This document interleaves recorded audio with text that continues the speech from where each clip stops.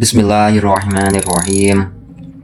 Qala al-musannifu rahimahullahu ta'ala wa nafa'ana bihi wa bi'ulumihi fid dharain. Subhanaka la ilma lana illa ma 'allamtana innaka antal alimul hakim. Faslun utawi iki iku fasal suwiji. Waladzi utawi perkara yujibu kang majibake apa allazi al-ghusla ing adus sittatu asya'a iku 6 pira-pira perkara. Ini menerangkan tentang perkara yang mewajibkan mandi. Mandi itu apa? Dalam pengertian fikih itu, mandi adalah mengalirkan air ke seluruh badan dengan niat yang ditertentukan. Ya, itu pengertian mandi secara fikih. Perkara yang mewajibkan mandi itu ada 6. Jadi mandi itu ada yang wajib, ada pula mandi yang sunnah. Nah, mandi bisa menjadi wajib itu dengan sebab 6 perkara ini. 6 perkara itu apa saja? Salah satun utawi kang telu tashtariku iku sekutonan fiha ing dalem salasah ar-rijalu sapa pira-pira wong lanang wan nisa'u lan pira-pira wong wadon. Waya utawi salasah iltiqaul khitanaini iku ketemune nggon sunat loro.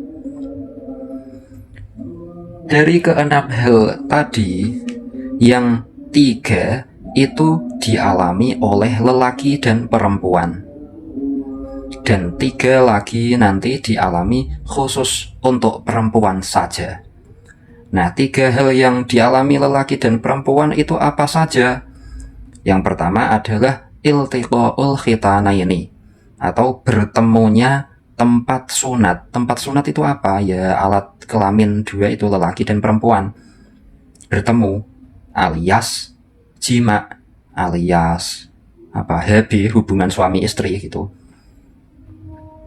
Ya. Kewajibannya mulai dari apa?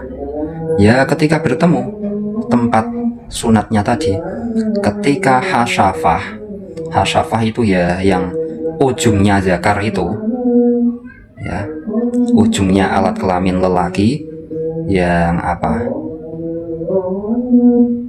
pentolannya itu masuk ke farjinya perempuan. Lah, mulai dari itu sudah mewajibkan mandi. Ya. Atau kadar dari hasyafah bagi orang yang terpotong hasyafahnya. Nah, karena hal itu, yang lelaki dan perempuan itu semua wajib mandi.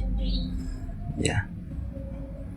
Atau yang dimasukin di area yang bukan kubulnya, tapi di area duburnya, ya, area dubur berarti ya anusnya, yaitu juga mewajibkan mandi gitu.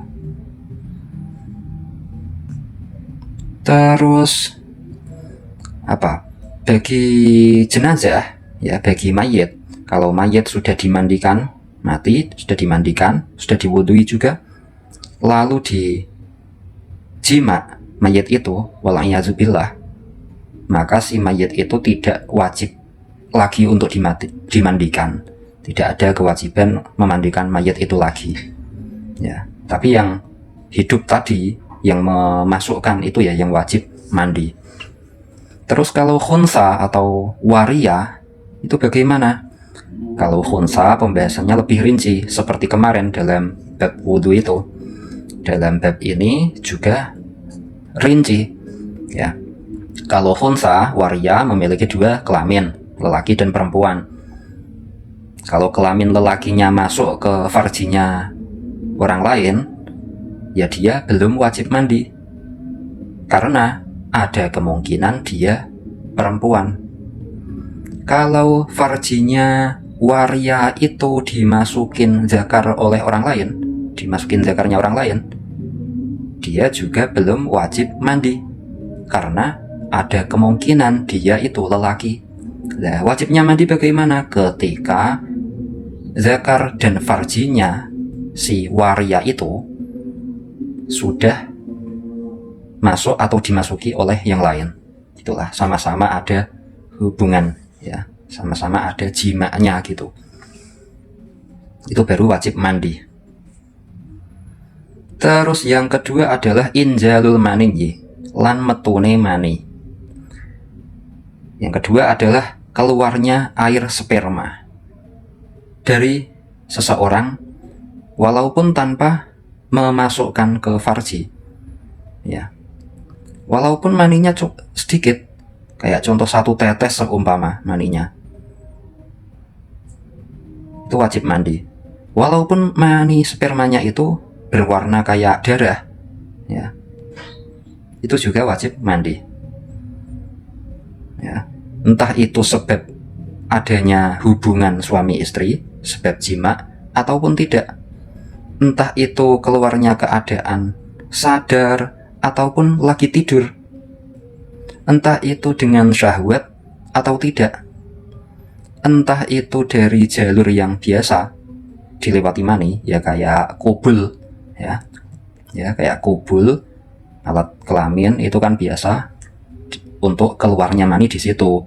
Nah, tapi kalau ada yang di jalur lain, kayak contoh ada orang kecelakaan, terus punggungnya pecah, tempat wadahnya mani itu pecah, lalu maninya mengalir keluar lewat punggungnya tadi, ya itu wajib mandi gitu. Terus yang ketiga adalah wal mautulan mati, ya. Mati ini mengecualikan mati syahid fil akhirat, ya. Syahid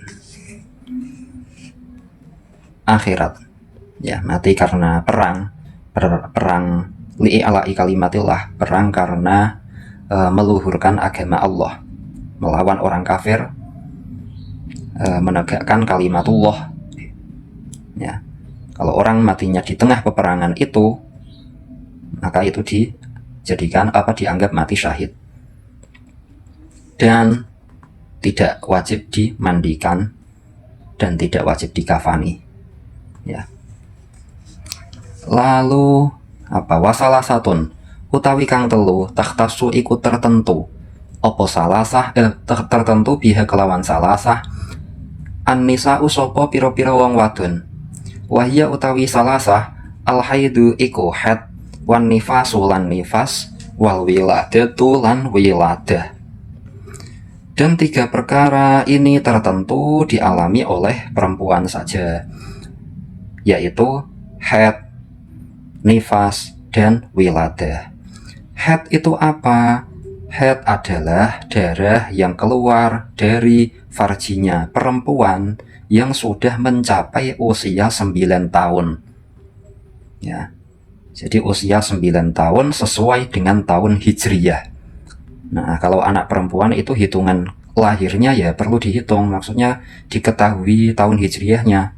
Zaman sekarang banyak itu anak-anak perempuan yang dia tidak tahu kelahiran tahun hijriyahnya. Yang dia tahu ya tahun masehinya. Kelahiranmu tahun berapa? Ulang tahunmu tanggal berapa? Yang dia tahu kan cuma di tahun masehi saja. Ya, banyak yang hijriyahnya itu dia belum tahu, ya.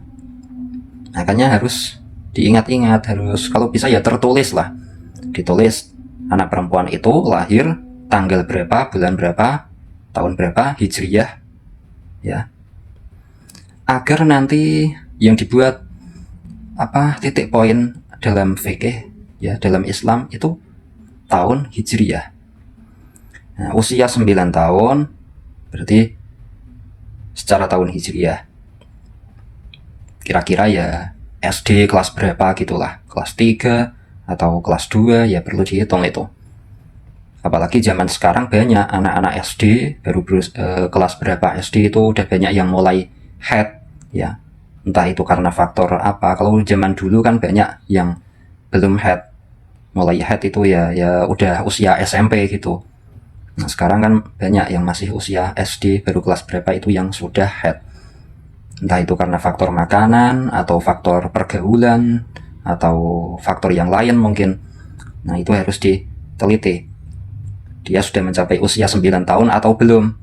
Kalau belum usia 9 tahun tapi keluar darah, oh berarti itu bukan darah haid. Ya, mungkin darah istihadah. Terus yang kedua adalah nifas. Nifas adalah darah yang keluar pasca melahirkan. Ya.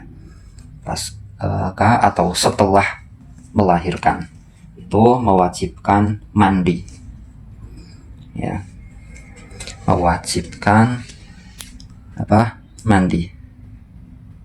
Nifasnya itu. Ya. Terus yang ketiga adalah wiladah.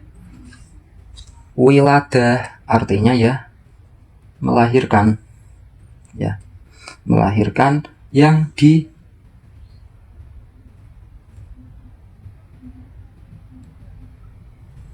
entah itu ada basah-basahnya atau lahirnya secara kering. Ya. Entah itu dia melahirkan terus bayinya masih kering atau di area lubang farjinya itu kering, itu juga mewajibkan mandi. Atau bahkan lahirannya itu tidak lewat jalur farji, tapi karena di sesar, ya, operasi sesar, itu juga mewajibkan mandi. Gitu. Wallahu a'lamu bishawab.